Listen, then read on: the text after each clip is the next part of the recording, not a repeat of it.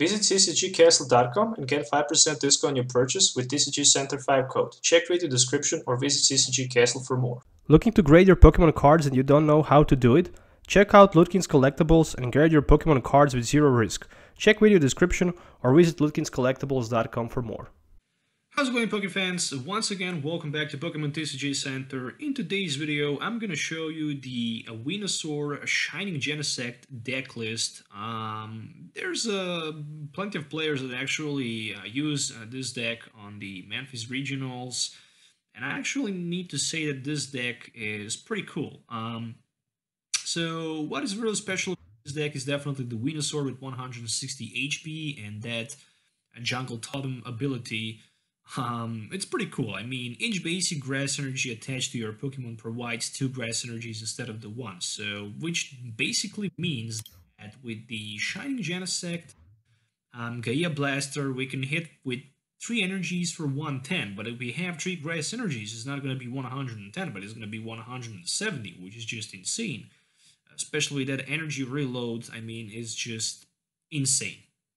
Once during a turn, you can just move a grass energy from one to other Pokemon, from one of your Pokemon to actually Shining Genesect, which is pretty cool. And yeah, that's pretty much it. So even with 2 energies attached to Shining Genesect, we can already deal like 130 damage counters, which is just plenty of damage counters for 2 energy attack. It's a non-GX attacker or non-EX, which means that we are just going to trade 1 for 2 potentially price cards.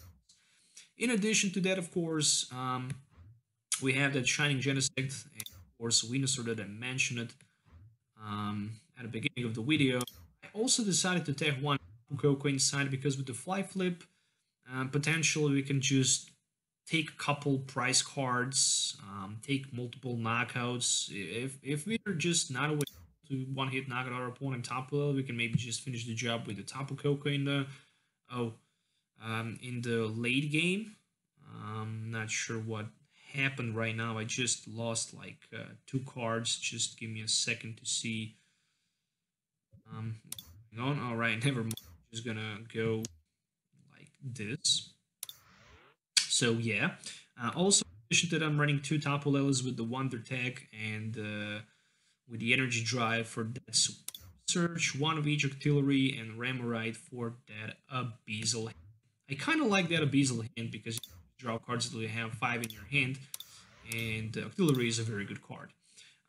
Right there, you can actually see that I decided to tag all 2 copies of Enhanced Hammers. Enhanced Hammer is pretty good, drop to our opponent, that's for sure.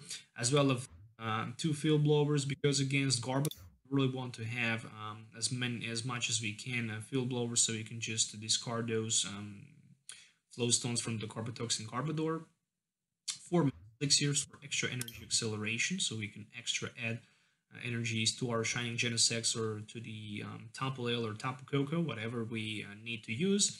2 copies of Rare Candy, and in addition to that, I'm also running 1 copy of each Revitalizer and Super, so I can recycle my Pokemon and energy cards from discard pile back into my hand or into my deck. 4 balls, so I can basically search my deck for any Pokemon that I actually. And then plenty of supporter cards, so I'm going to start with single Bridget, 2 Guzmas, 2 Mellows. Mellow is a very good card, can definitely be very disruptive. If we can set up that Artillery, we can just prepare ourselves energy for the top deck and then just hit max elixir for that energy, and then we can even potentially draw something that we need with a Abyssal Hand. 4 of each, of course, for the draw support and Sycamore. And I'm also running 2 copies of a Skyla. Basically, with the Skyla, I can potentially grab any trainer card that you can see right here in this deck list. 2 of I also decided to tag 2 Choice Bands and 2 Flowstones, and of course 12 single regular grass energies. And that's pretty much it. This is how this deck looks. Looking for any of these cards, make sure to check TCGCastle.com because you can pretty much find all of these cards for the best prices in the market. Also, if you're looking forward to maybe send your cards to the PSA submission, make sure to check LudkinsCollectables.com. All you really need to know will be provided in my video description. So let's do 1 quick game so you can actually see this deck in action. So see you in the game. Alright, so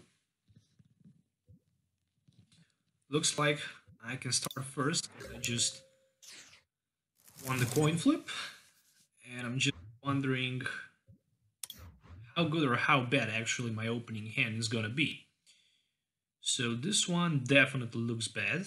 On the other side, just according to my opponent deck case, this might be some sort of the fire deck featuring maybe Zorark decks.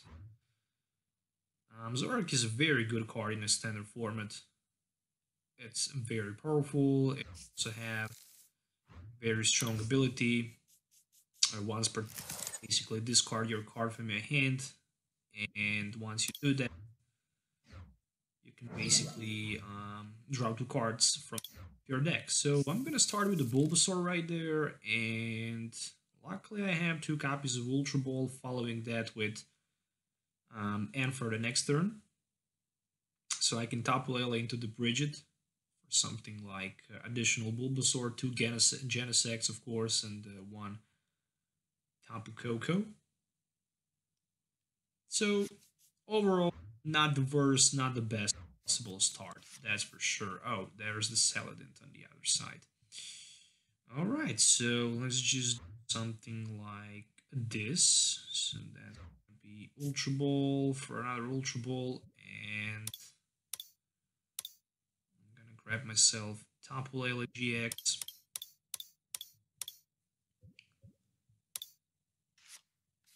Oh, so one deck should be for the Bridget. Of course, with the Bridget, I'm gonna forget that I can also use the advantage of a Octillery. So I'm gonna grab myself something like this. So there we go. Energy, and I'm done with my turn 1. So for the turn 2, I can basically Ultra Ball for Octillery, then Abyssal Hand. After that, I can draw my. I can play myself a N. So this is the attack of your opponent. Okay, the attacks of your Darkness and Dragon Pokemons, both your and your opponent, does 10 more damage content to your opponent active Pokemon. Okay, so might be a little mech, and actually is a little mech on the other side. Alright, so this deck is definitely going to be interesting. The good thing about my deck is I have 2 copies of Enhanced Hammer available, so I can disrupt my opponent a little bit. This Skyla actually looks... It definitely looks interesting, but I'm gonna use it. I'm just gonna grab myself Octillery, and then I'm just gonna go with the N. Oh. So let's see what we can find with Abyssal Hand. For me, very important to somehow maybe even hit a couple max elixirs, of course. Well, unfortunately for me, no sign of the card. In this case, I'm gonna throw out that N. I really don't want to waste that Mellow. And looks like that's just gonna be it. Yep. It. I'm done. I actually gave my opponent opportunity for the fresh hand of the 6 new cards. There's a and another N, which means that I'm just fine for now, which is good.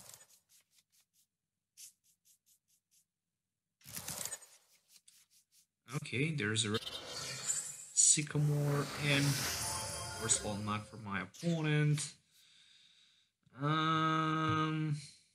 Well, I really how it's a pretty decent chance for me right now to pull maybe a decent damage for my opponent Mac on the other side. So I'm definitely gonna go for that Guzma. We'll try to deal some damage counters to his on the because at this moment that mech is the only attacker available for my opponent. I can also grab myself a extra card, so who knows, I might get myself a Venusaur, but looks like that's just not gonna happen. 70, 140, well, why not? Let's just discard that Stadium. And a Choice Band from play. And yeah, that's just it. It's like... It would be a 200 if there was a Venusaur in play, so I would still be short for like a 10. So it's just a crunch, should be enough for that, 130. And right now, somehow, I basically need to find myself a pull that... Oh, nice. There is Ultra Ball, which of course I'm gonna play. I'm doing a lot of resources in this way. I really know that this is definitely not a good idea, but it is how it is. Right now, I just need to find a way, basically, to knock out my opponent Mug, because he is the only available attacker that he have in play. So let's just go. Or there's a couple energies. Oh my gosh, those hands look just devastating for me. So let's do something like this. I'm searching for the max elixir, so I can basically... Oh, there is the max elixir, but I don't feel I'm gonna have opportunity to retreat because I didn't find a floatstone. So once again, this is bad. Alright, I'm just gonna pass. At least I can keep my Venusaur in front. He can absorb. Sure. So let's see. Since I'm confused, actually on burn and poison. So that's like 140 plus 10, 150. Yeah, he have enough for the knockout, unfortunately. Red should be enough for the knockout. And I'm gonna knock out my opponent with my... Actually, with my Genesect. Do more damage content with the Genesect. Just for the next Pokemon that my opponent... Let's just attach that choice. Let's go with the energy reload. Alright, then I can basically play Skyla. For example, into the max elixir. Oh, max elixir is not a good idea. I think how for me a better idea is actually to grab that Revitalizer and put it into my hand. So I can grab myself a Genesect and that Venusaur from my discard pile. Alright. There we go. 2 energies. Which means I can just use energy reload. Alright. There we go. I can still play a Beazle hand, which I didn't. So I'm definitely...